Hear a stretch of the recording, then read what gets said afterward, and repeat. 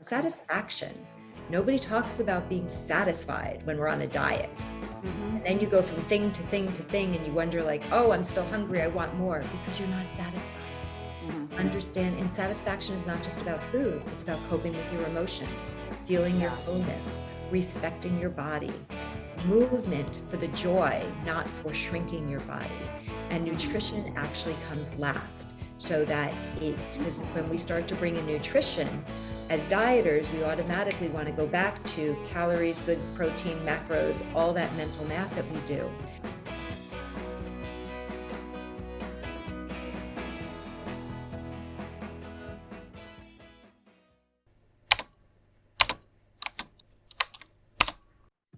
Have you spent a lifetime dieting, believing your self-worth and health are tied to a number on the scale? Would you like to shift your mindset to make more powerful and sustainable choices and ways of being to feel happy and healthy and confident in any size? Well, then today's episode is worth a listen. Welcome to the show or welcome back. I am so glad you are tuning in. I'm Kat Moulton, your guide to unlearn, unlock, and unleash. Here is where we begin to shift paradigms so you feel fully alive, more confident, and become more visible. We're on a pivotal time on the planet. Humanity is waiting for you to set your heart on fire and stop hiding. Step into your purpose with clarity and courage to create changes in this world. And my guests are here to support you on that journey. Last week, we spoke with returning guest Sandra Ornoff of Envision. We chatted this time about sacred contracts and personality. Sandra is guided by divine grace. Her presence is so impactful, and I encourage you to become acquainted with her and her growing body of work. And speaking of body, today we are shifting gears as we talk with guest Lisa Dahl about body peace and diet culture. We'll dive into how to find your food freedom and learn how to silence your body critic and end your struggle with food. Lisa offers her signature program, Body Peace and Food Freedom, to support women on their journey to break free from dieting and the diet culture. Through a series of interactive group and individual coaching sessions, participants will engage in reflective practices that create healthy, sustainable relationships with food and their bodies.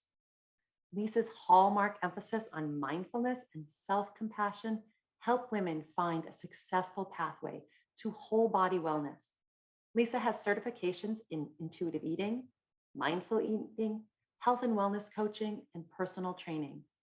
She's also a skilled group facilitator with certifications from the Body Positive and gratefulness.org. So Lisa, welcome to the show. Thank you. I'm so excited to talk with you. It's been a while. I know. I'm excited to talk to you too. So for everyone who's listening, Lisa and I met in real life a few years ago in some local networking groups, and I've had the opportunity to see her in action and be in groups she's facilitated for networking. I love your commitment, Lisa, and your passion for your work. It really, truly is inspiring. So thank you. Thank you. It is a passion. It cuts Mm. me to the core, and I do it from my own personal and professional experience.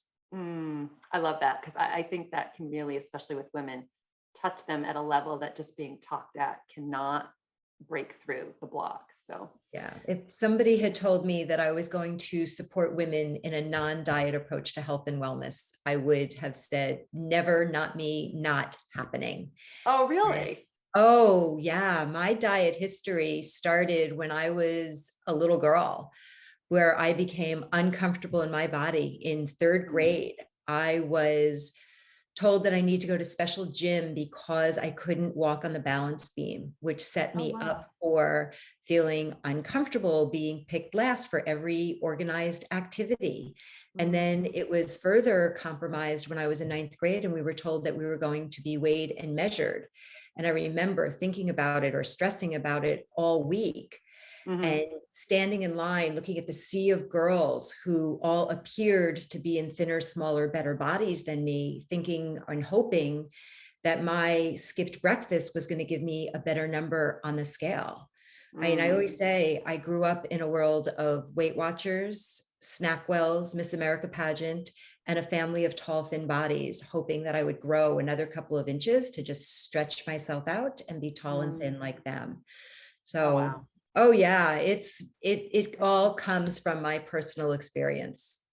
Well, that's great. I knew some of it came from your personal experience, but I didn't know some of the details. And it brought me back to being in eighth grade when the gym teacher told my mother at parent teacher conference, like, you need to lose 5 pounds. You are overweight, and how many women have been through these experiences that you've shared or that. And it's just, I don't know, it's painful to think about and think about that spiral that I created because of that comment. And I talk with my clients about who helped pack your bags, that Mm, story of our bodies and our self-worth. And it's not about what you did, it's about what happened to you along the way. And I right. work and help them to support, to unpack those bags, to start to create a new story about their relationship to food and body. That's powerful because it is about a new relationship. It's not about a particular diet. I know in the work that you do, you talk a lot about intuitive eating.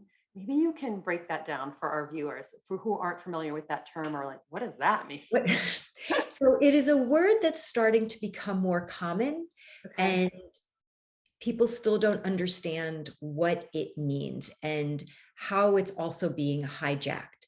So, intuitive eating is based on instinct, emotion, and rational thought. It was created by two dietitians over probably like 26, 27 years ago, Evelyn Tribbley and Elise Resch. And they had a traditional practice where they would create beautiful meal plans. Their clients were super successful, and then they weren't. And the two women came together one day, sharing their dissatisfaction, talking about how successful they were. And that now that they were noticing that their clients were coming back to them, but they were coming back with guilt and shame of so many failed attempts, thinking that, now they've regained weight and they weren't able to do what they were told. And they Mm, came together and decided that they needed to create another framework. And that is where the practice of intuitive eating came to be. So they mhm. were getting their clients going forward out of their head and into their body. So it's Love that. based on 10 principles: no rules, no restriction, no deprivation. You cannot fail the practice of intuitive eating. And I use the word practice because think about playing the piano. Mhm. You play, you hit a bad note, you go back, you replay it, you hit another note, you go back. Intuitive eating is all about practice. Every eating opportunity, every experience, it Mm, helps you to practice without failure. So the principles are to reject diet mentality, all that information that has told you that you are less than, all the social mhm. media that you see with those before and after pictures, the magazine articles that you see standing in line at the supermarket, all of the diet gurus that have told you that this is what your body, quote unquote, should like. It's Right. time to say enough. Because if it was true and it worked, we wouldn't be in that cycle. So, Mm, learning to understand and notice the information and start to have a voice and say, that's not true. mhm. Honor your hunger. As dieters, we believe that, or we work really hard to ignore our hunger. We follow our diets, we eat according to the clock, we eat according to calories. We don't pay attention, and often my clients don't even understand or know how to connect to their body on what Mhm. hunger feels like. And it's more than just a grumbly tummy. What is your focus? What is your interest level? There's so many different ways to start to get into what's happening with your body. Mhm. Permission to eat, which is a big one because we all have these rules of what we can and can't eat. Yeah. Um, Challenging the food police, the chatter that goes on in your head on what's good, what's bad, what's right, what's wrong, the whole Mm, how to start to acknowledge and turn those voices into allies. okay. Satisfaction. Nobody talks about being satisfied when we're on a diet. Mhm. And then you go from thing to thing to thing, and you wonder, like, oh, I'm still hungry. I want more, because you're not satisfied. Mhm. Understand, and satisfaction is not just about food, it's about coping with your emotions, feeling your Yeah. fullness, respecting your body, movement for the joy, not for shrinking your body. And Mhm. nutrition actually comes last, so that because when we Mm, start to bring in nutrition, as dieters, we automatically want to go back to calories, good protein, macros, all that mental map that we do. And we want to keep you into your body. And that's where we're talking about instinct, emotion, and rational thought. All of those principles come together. I love that because some of the work that I do, I don't work around food, but it's all about getting people out of their head and into their heart or into their body. So to do just what you said, but your focus is really on what you eat. And Right. I love that. I didn't know so much about the background of intuitive eating, or that there's a more formal approach and that the nutrition part is last. That's fascinating, like in our culture. And I Yeah. think that's Oh, really great. and it dispels the fact that, oh, emotional eating is horrible. Emotional eating is really not. When you reframe it, it's Hmm. actually the gift that is telling you something is going on and that the food is just the messenger. Hmm. When you're ready to start to understand what is happening and naming those emotions and learning to sit with that discomfort and still have permission to eat. With the Hmm. practice of intuitive eating, it is not, oh, I'm binging. You're allowed to binge. It's Hmm. about changing the approach and being present as opposed to being on automatic pilot. Mm. With something that's really important is with the practice of intuitive eating, there is no weighing of food or bodies. So if you're on a program that says, Okay. oh, it takes psychology and it's intuitive, and you're weighing food and measuring your body, that is not the true form of intuitive eating. Okay. So as you're talking, I'm like, can't help but think about my eating habits and how they've evolved and changed and how I'm not quite an intuitive eater. I mean, I still get on the scale a little too much, but I've learned to not let it define me, and I've learned to really start to tap into how I want to feel in all areas of my life, but how different foods make me feel. So I'm not good at restricting any category unless it's for like severe allergy, right? That's a different conversation. Um, but and I can't stick to certain types of protocols. And I know other women who can't. And I know a lot of intermittent fasters. It's been a big thing for years. It's like, I can't do it and I won't do it. I'm like, I don't like to be hangry because I can't focus, right? I like to eat in the morning and eat real food, and so So I do. it's, and that's about learning to honor your hunger and give yourself Mm, permission to eat. Our body doesn't know that it is a self-imposed fast. Our body mm, just thinks it's starving, and that when you don't feed your body, it is a form of trauma. mm. So there are many studies, and there's a couple of studies that always come to mind. And one is the Minnesota starvation study that took place in the 1940s, where they took Okay. 36 men who were of really sound mind and body, no challenges with food, nothing. First Hmm. 3 months were spent focusing on how many calories, what did they really need to be able to eat and thrive, and what was their best form of of nutrients that they needed in calories. Yeah. The next 6 months they cut their calories in half, and what's even more interesting is that their half of calories is typically more than most women will allow them when they're not dieting. Wow. Okay, Wow. they lost 25% of their body weight, which most women would be like jumping up and down, Hmm. and they ended up becoming obsessed with food. They developed traits that were similar to bulimia and anorexia and binge eating. They became hyper focused on food. They started to steal foods so that they could, Mm. Wow. I mean, their actions and behaviors were shocking. And then they spent the next 3 months refeeding. And some of these men never really fully recovered from Oh, the wow. disordered eating patterns. And this is what women, I mean, I work with women. So this is what women do on a regular basis in the Hmm. form of diet, in the name of healthism, in the name of sizeism, all to be having this body that defines their self-worth. Mm. How do we flip that? It's time to flip that. It is time to flip it because I can't tell you how many conversations I have with women about food and what they eat and how preoccupied with food we all have become because of that. And one of the things I wrote down that I wanted to ask you is like, when we focus on a number and we focus on that preoccupation, it's like all our energy is tied up in going to that. And how do we then, if that's where our focus and our energy is, how do we really focus on our purpose and what matters and what we're here to do? It's like a major distraction from real life, like, or the Yeah. juiciness of life, right? There is an author who wrote the book Anti-Diet, Christy Harrison, and she calls it the Okay. life thief. Time, money, and Ooh. energy.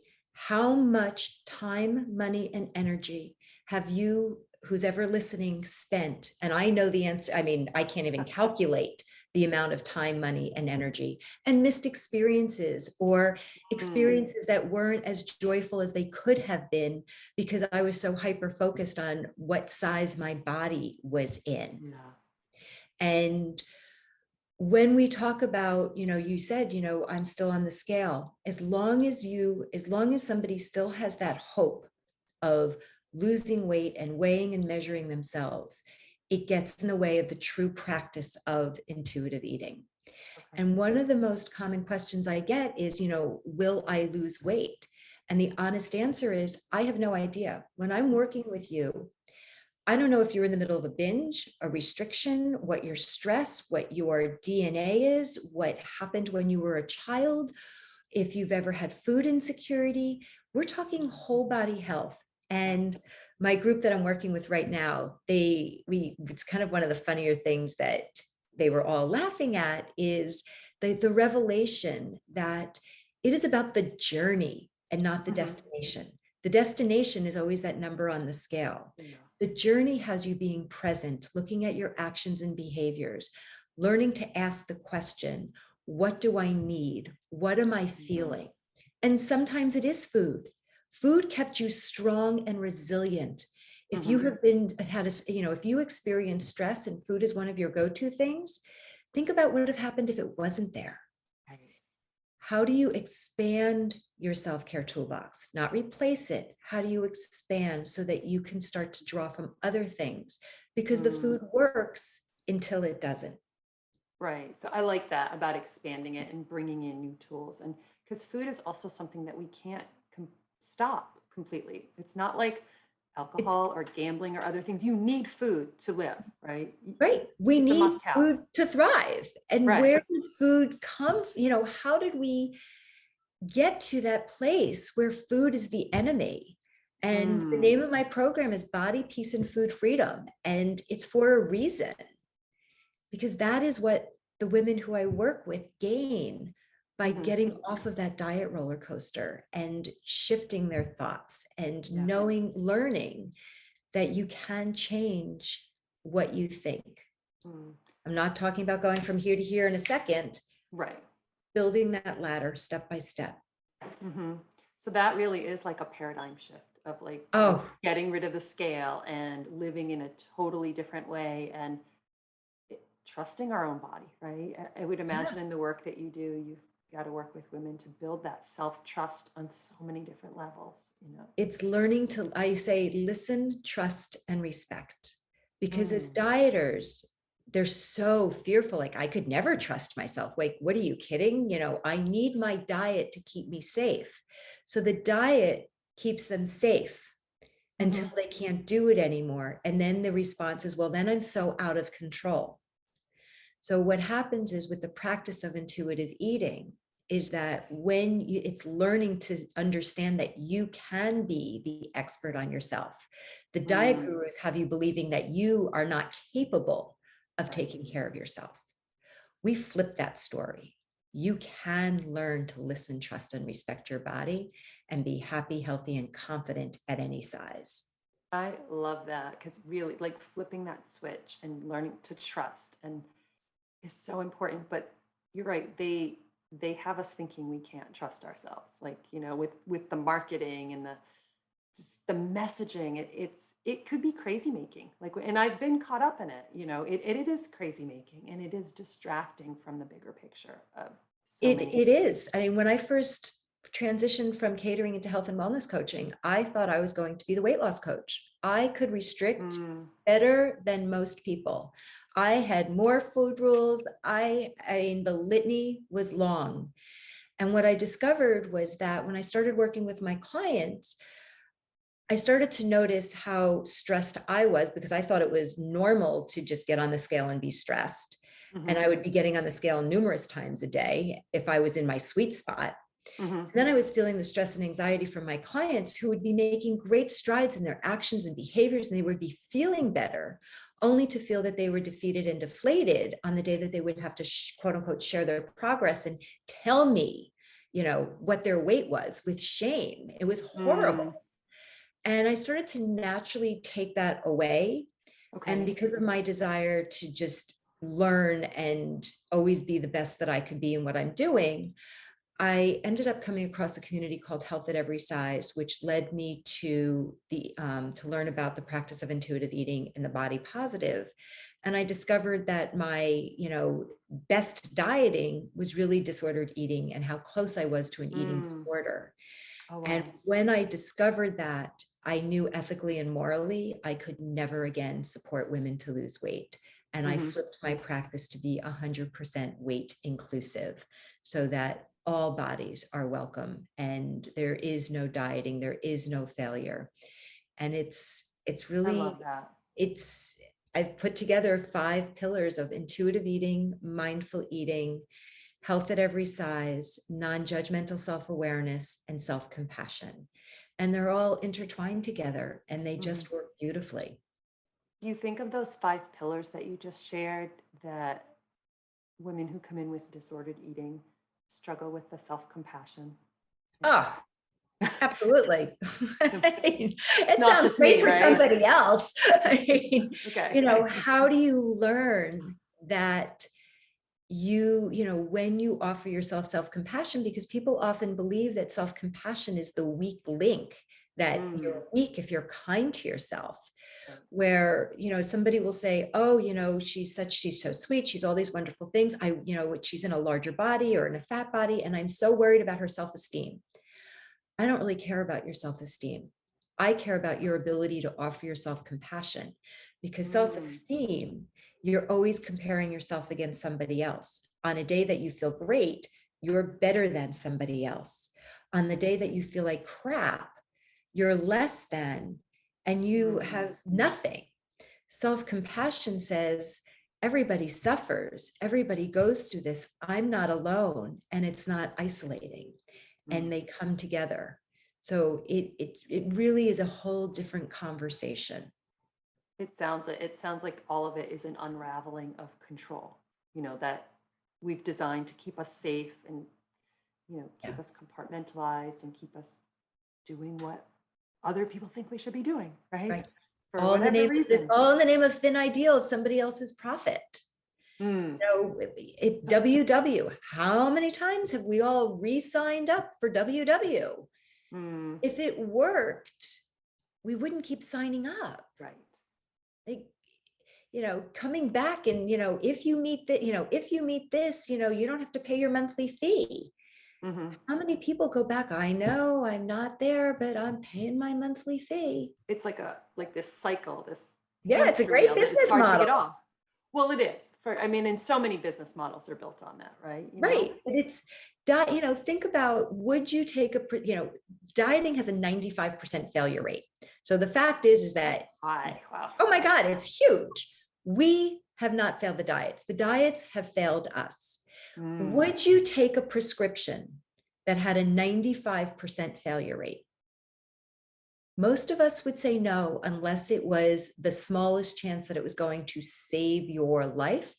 You might Mhm. decide. But with that prescription that has a 95% failure rate, you're going to starve your body. Your self-worth is going to be in the toilet. You're going to be living in all of this rigidity. Your restrictions are huge, major deprivation, all the things you can't do. Why do we keep going back for more? I don't know. I stopped a lot of that. I keep to go back for more of that is just it's Yeah, soul crushing, right? And it's it is. energy depleting. And so I have people once I let go of a lot of that, and I'm not quite at that intuitive eating level that you're talking about, but once I let go of a lot of that, my body just kind of found its own weight that it's more comfortable with. I, I go through periods of working out hard or just slow movement, whatever I feel like I need. And people are surprised how much I eat in the morning, like and eat real food. all the time. I'm like, Right. my go-to 5 days a week is butter with 3 eggs. Like, Yeah. and I will get flack from people who tell me that is not good for you or have all their own opinions. I'm like, you know what? I don't care. It's And working for me. And that satiated, satisfied feeling that you talked about, I get that when I eat that too. I was like, so and yummy. nutrition, the facts change all the time. Oh my God, yes. No, remember we were supposed to eat margarine. Oh, well, how did that turn out for all of us?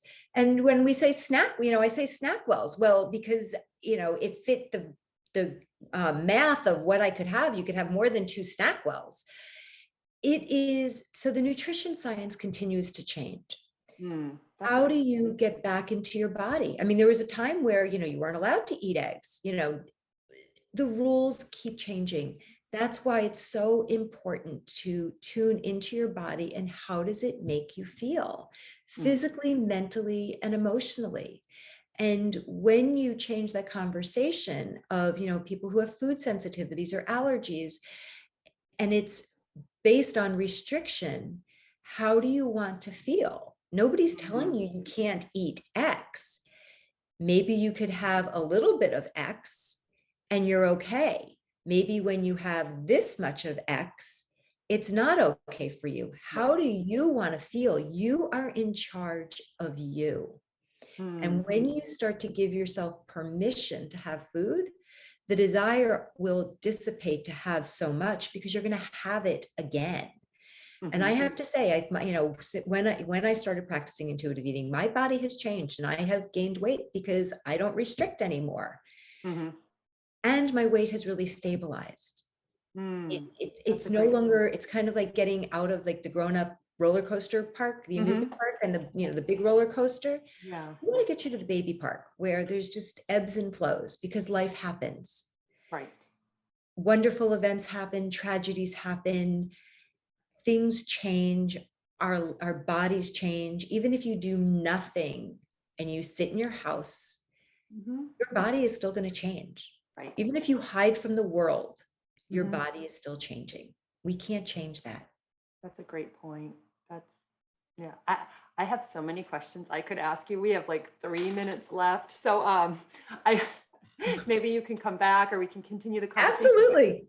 I wanted to ask what if women are curious about like learning more about intuitive eating and really beginning to trust themselves or their bodies again, do you have one tip of where they could start today? Well, one tip would be please reach out to me because I'm happy to help you with your journey of the practice of intuitive eating. And I just have to say that dipping your toes into it is learning to be present, to eat mindfully, being aware. That is like the women that I work with, they said, like, I feel like a broken record because when we meet for deep dive coaching, they're like, I noticed. Those are the wins, noticing Hmm. awareness. Stop, like, take a day and don't weigh yourself. Nice.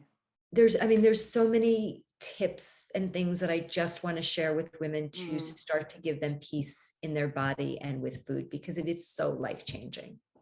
It is life changing. And I think, for women who are curious, like getting support around that is huge in this culture where everything is anti that. Right. So, like having support, a coach, someone who's been through it on a personal level, it makes a huge difference.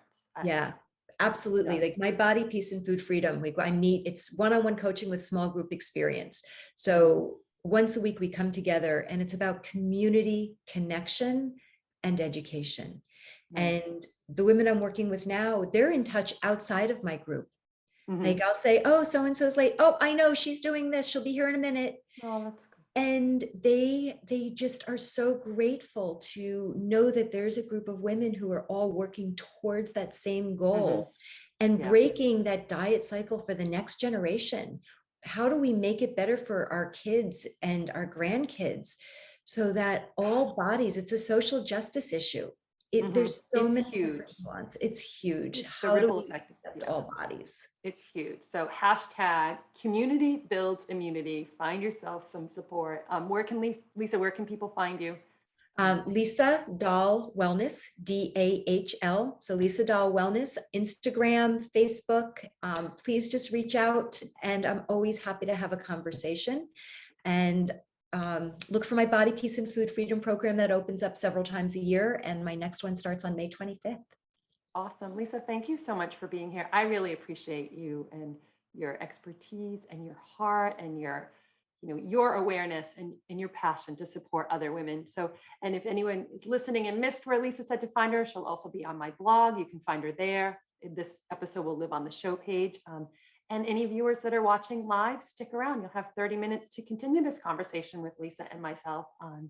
We would love to have you engage with us. I'm sorry, I'm tripping up. But and if you're watching the replay and you liked what was shared on this episode, and you want to have your own conversations with me about flipping a switch, you can reach out to me at katmoulton.com or my new community at creatrix.club.